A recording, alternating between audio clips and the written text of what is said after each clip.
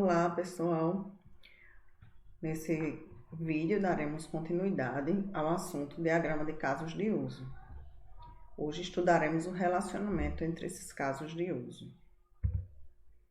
Na aula passada, nós estudamos os conceitos de ator, que são todas as pessoas que podem interagir com o sistema, casos de uso.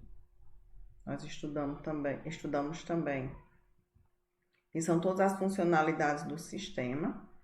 Até expliquei para vocês que são os requisitos funcionais que se transformam em casos de uso.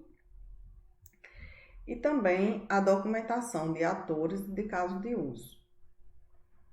Então, os atores a gente precisa fazer uma documentação descrevendo aquele ator, a função dele no sistema. E precisamos fazer uma documentação do caso de uso, que eu mostrei um modelo para vocês, onde a gente tem o nome do caso de uso, um resumo, uma descrição do caso de uso, os pré-requisitos e pós-requisitos, as restrições, os cenários principais e alternativos, o cenário principal e os cenários alternativos.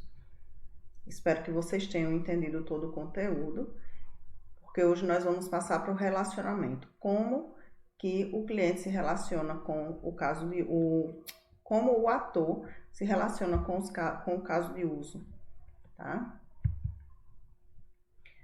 Então, o primeiro tipo de relacionamento que nós vamos estudar são as associações.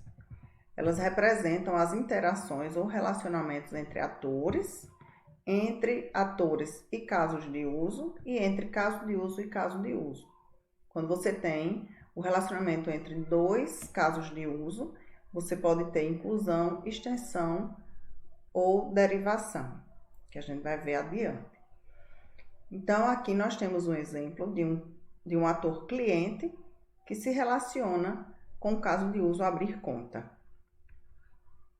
Aqui nós temos um exemplo de relacionamento ator-caso de uso. A derivação pode ser também chamada de especialização ou generalização. É uma forma de associação entre casos de uso, na qual existem dois ou mais casos de uso com características semelhantes, apresentando pequenas diferenças entre si. Lembram de herança, lá nos conceitos de orientação a objeto? Aqui é semelhante. A derivação é semelhante à herança. Então, nós temos um caso de uso, abrir conta comum. E temos outros dois casos de uso, que são abrir conta especial e abrir conta poupança, que são derivações de abrir conta comum. Então, o que eu faço para abrir conta comum, conta especial e conta poupança, tem alguns detalhes que diferem de abrir conta comum. Mas tudo que é feito para abrir uma conta comum também é feito para abrir a conta especial e a conta poupança. Então, por exemplo, se para abrir uma conta comum você precisa de RG, CPF e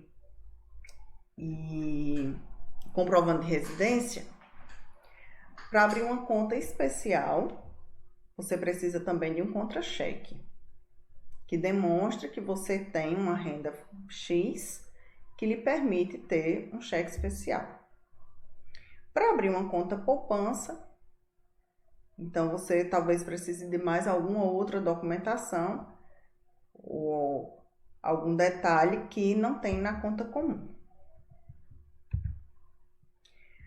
Inclusão é utilizado quando existe um serviço ou situação ou rotina comum a mais de um caso de uso.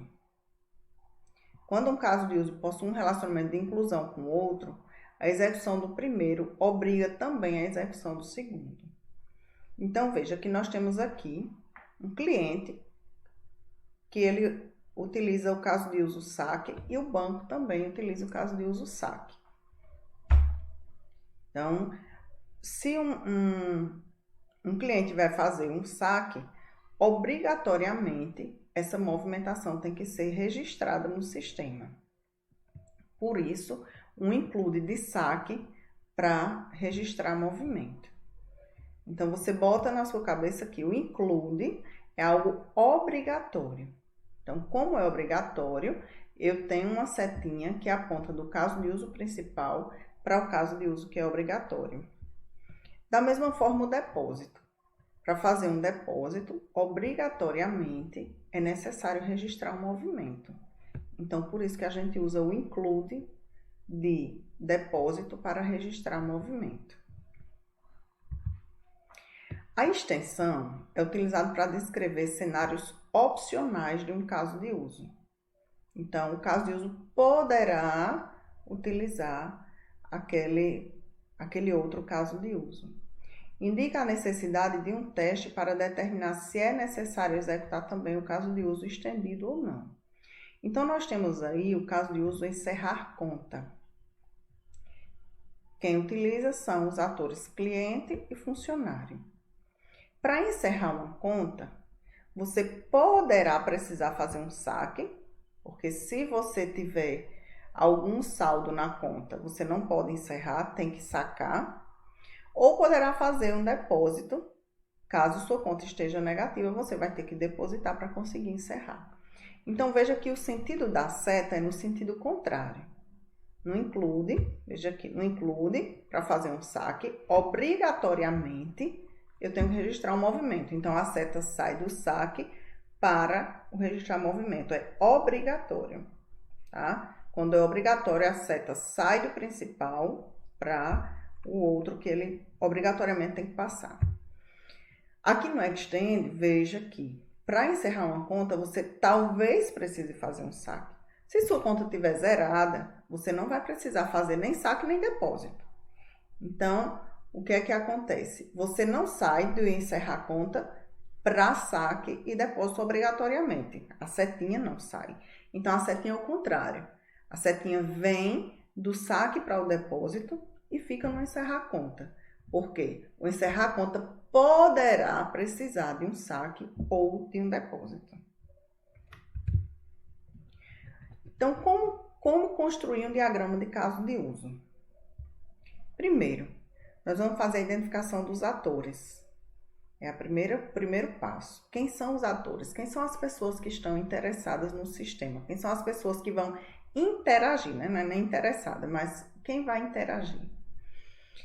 Segundo, vai descrever o papel de cada ator no sistema. Então, pronto, eu tenho o cliente, qual o papel dele no meu sistema? Eu tenho um funcionário, qual o papel dele no meu sistema?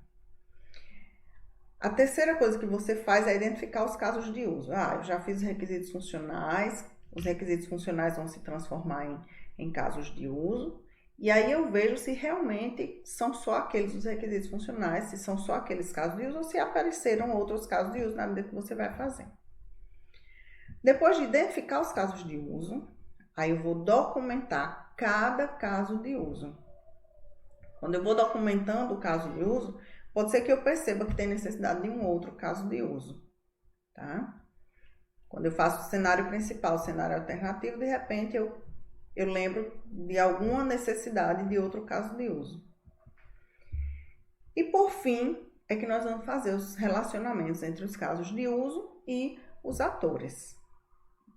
E aí a gente tem um relacionamento, né, que pode ser de ator para ator, ou de ator para caso de uso, ou de caso de uso para caso de uso.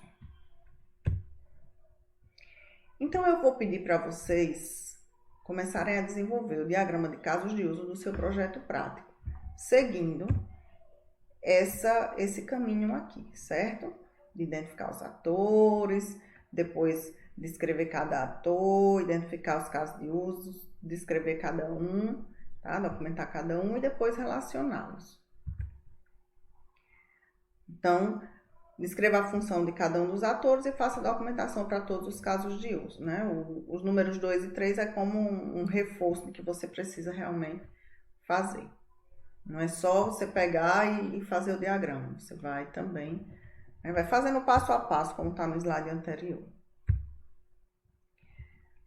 Mais uma vez, essa bibliografia, quem puder, quem tiver acesso, quem não tiver, o link está disponível no SIGA-A.